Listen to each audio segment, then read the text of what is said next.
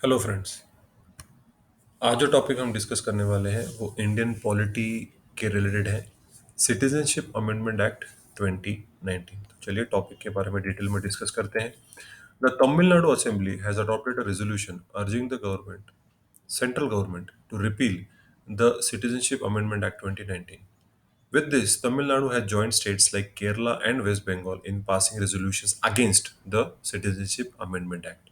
तो तमिलनाडु, केरला और वेस्ट बंगाल कह रहे हैं कि इस पर्टिकुलर एक्ट को आप रद्द कर दीजिए। क्यों?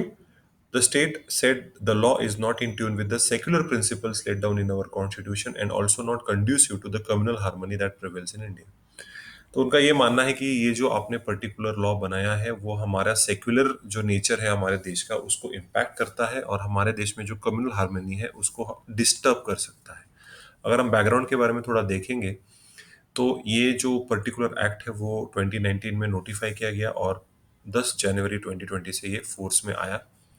ये अमेंड करता है सिटीजनशिप अमेंडमेंट एक्ट, जो सिटीजनशिप एक्ट है 1955 का, उसको ये अमेंड करता है। इसके हिसाब से ये जो सिटीजनशिप एक्ट है 1955 का, ये पर्टिकुलरली हमारे देश में सिटीजनशिप को कैसे एक्वायर कर सकते हैं, कैसे टर्मिनेट कर सकते हैं, उसके बारे में डिस्कस करता है।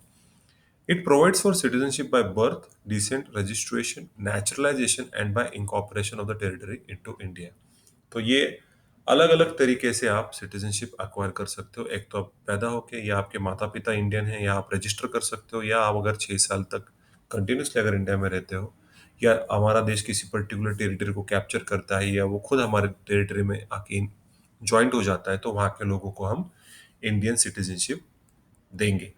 तो अगर मैं इस पर्टिकुलर एक्ट के बारे में बात करूं तो it is granting Indian citizenship to persecuted minorities, Hindu, Sikh, Jain, Buddhist, Parsi और Christian, specifically from countries Pakistan, Bangladesh and Afghanistan. इन 3 देशों में से। तो अगर आप नोटिस करेंगे ठीक से तो इसमें मुस्लिम नहीं है, यहाँ पे बाकी के सारे दूसरे रिलीजन के बारे में डिस्कस किया गया है। Those from these communities who had come to India till December 31st, 2014, facing religious persecution in their respective countries, will not be treated as illegal immigrants but given Indian citizenship. तो इन देशों में जहाँ पे ये सारे रिलीजन के लोगों को एक्सप्लॉइट किया गया है, प्रोसिक्यूट किया गया है, उनकी जान को खतरा है, वो जो हमारे देश में आए हैं उनको हम इलीगल इमिग्रेंट्स करके ट्रीट नहीं करेंगे, उनको हम इंडियन सिटीजनशिप दे देंगे। The act provides that the central government may cancel the registration of overseas citizens of India on certain grounds. तो इसके अंदर भी कहा गया है कि तो ओवरसीज का जो सिटीजन इंडियन कार्ड जो होता है उसका भी रजिस्ट्रेशन वो कैंसिल कर सकते हैं। तो बट कुछ एक्सेप्शंस हैं। The act does not apply to tribal areas of Tripura, Mizoram, Assam and Meghalaya because of being included in the 6th schedule, क्योंकि ये शेड्यूल्ड ट्राइबल एरियाज में आते हैं, तो इसीलिए इसके अंदर उनको इंक्लूड नहीं किया गया है। तो ठीक है, वो ट्राइबल एरियाज को छोड़ के। Also areas that fall under the inner limit notified under the Bengal eastern frontier regulation 1873 will also be outside the act पर। तो इसके बाहर ये सारे उन्होंने कुछ एक्सेप्शंस मेंशन किए हैं फॉर सिक्योरिटी पर्पस, कि यहाँ पे उनको सिटीजनशिप नहीं दी जाएगी। अभी इशू क्या है?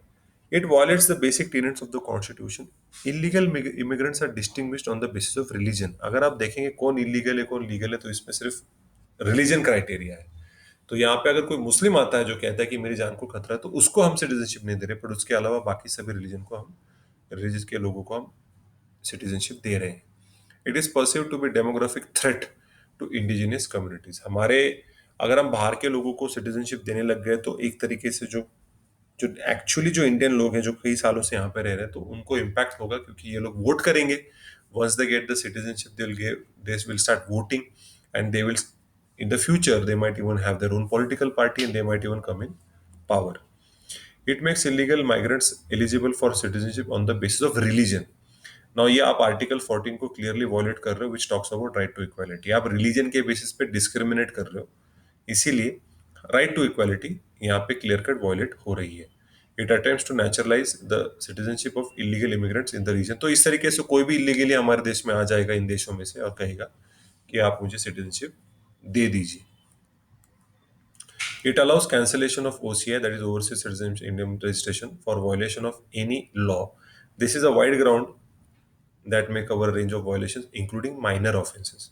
तो आप ये रजिस्ट्रेशन जो है ओवरसीज सिटीजनशिप ऑफ इंडिया का जो रजिस्ट्रेशन है, तो आपने उसको कैंसिलेशन जो किया गया है उसमें स्पेसिफाई नहीं किया है कि एग्जैक्टली कौन से ऑफेंसेस या कौन से वॉयलेशंस में ये कैंसिल किया जाएगा। तो इससे काफी डिस्क्रिप्शन मिल जाता है सरकार के हाथ में, जो उसका वो मिसयूज कर सकते हैं। तो काफी प्रॉब्लम्स है रिलेटेड टू इस लॉ, तो थोड़े से चेंजेस करने जरूरी है। इसीलिए तमिलनाडु, केरला और वेस्ट बंगाल सेंट्रल गवर्नमेंट को रिक्वेस्ट कर रहे हैं।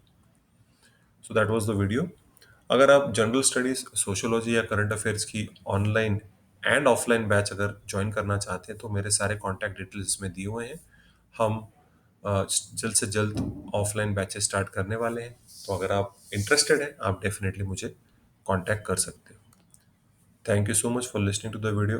Up till the next video, I am Aditya Kidari signing out. Thank you.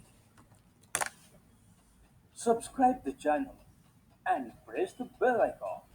Never miss an update from Aditya Kedari Knowledge Hub.